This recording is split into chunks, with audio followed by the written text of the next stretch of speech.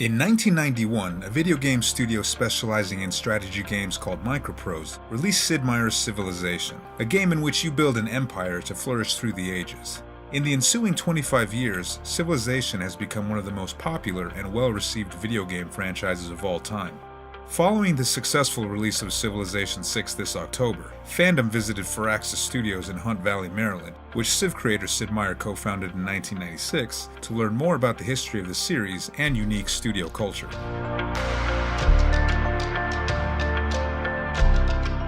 With 25 years of Civilization, that's a huge milestone that not many game series can brag about. What Sid created is nothing short of amazing, and to know where it went and to know what other games have spawned as a result of him doing this 25 years ago is amazing. People often refer to him as the father of the modern strategy game, and that's not said lightly. That's a real thing.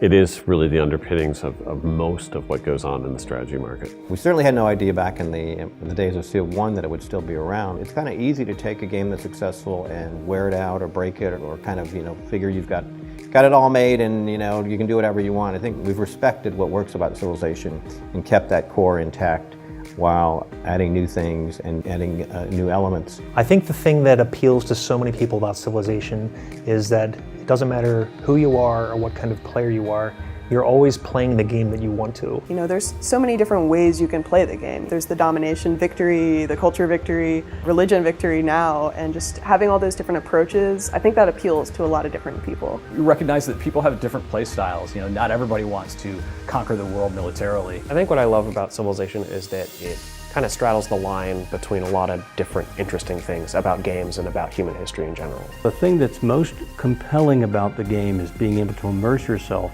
into what, for all intents and purposes, is a very real world. It's that kind of game. It's a game that anybody can start, and without realizing it, it turns into this bigger thing that it's all encompassing. Civilization's success extends beyond the core aspects of the game's design. The one more turn phenomenon gave Civ players an incentive to simply keep playing. We ran into the one more turn phenomenon with the original Civilization, and I think it was kind of a turning point in a lot of ways.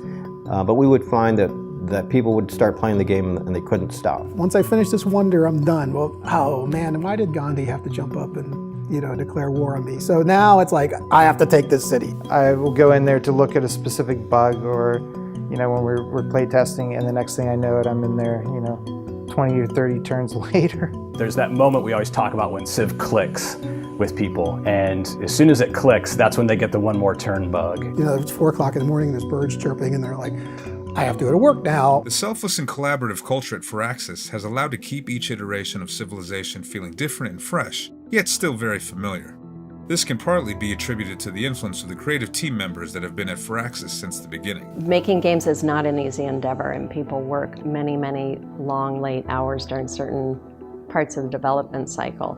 And we try to make an environment in which people enjoy coming to work every day and they enjoy being around each other. They're more like a family. They work as a family. They care about the product, the company, one another. It's a very nice place to work. It's a very unselfish environment. Everybody loves the next best idea. You can have great ideas on your own, but no game is made alone. One of the things that's kind of unique about Civilization, I think, is that each iteration has had a different lead designer. Unlike other game studios that you've read about, you don't have the same designer, you don't have the same art lead, you don't have the same engineering lead from project to project to project.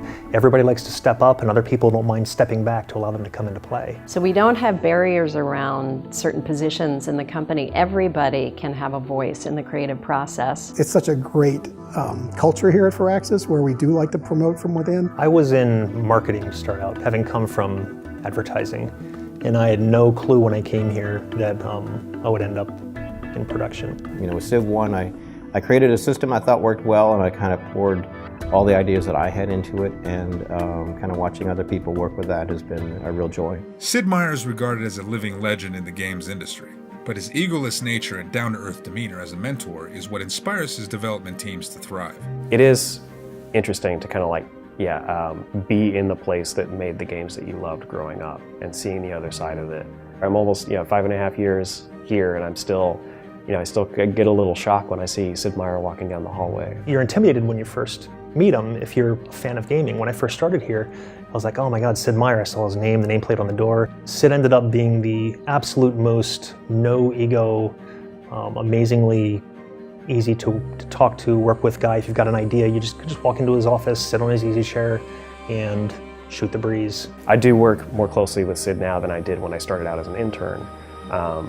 But still, I'm just struck by his humility and the game design insight that he has. It is inspirational, and I have, in my career, always gone back to my early days at Microprose, and my relationship with Sid, and watching how Sid creates a game from the inside out. You know, he can have an idea for something on a Friday, a new mechanic or a new game even, and then on Monday, there it is, you can play it. And just his speed just amazes me. And being able to turn around that quickly and then open it up for feedback, take feedback and kind of take the next step forward is just incredible. Wherever I go, there's a few folks that know Sid and feel that they kind of have a connection with me, and I feel they have a connection with them because of kind of that shared experience. After 25 years, the hard work and passion to create the best possible Civilization experience still remains at Firaxis, and they make no mistake about what keeps motivating them when making a Civ game. The Civ fan base, they are an incredibly loyal, enthusiastic, and astute group of people. A lot of our fans are pretty darn impressive in terms of what they think works and is not quite working. We're probably more often than you think on the forums, on Wikia, on Reddit, checking out what people have to say, checking out what people's reactions are. That feedback is always invaluable to us, just to see what's going on and to see how we can make the game better. That level of excitement is contagious. You can't help but be like, man, if these people are this crazy for your game to come out, like, you must be doing something awesome.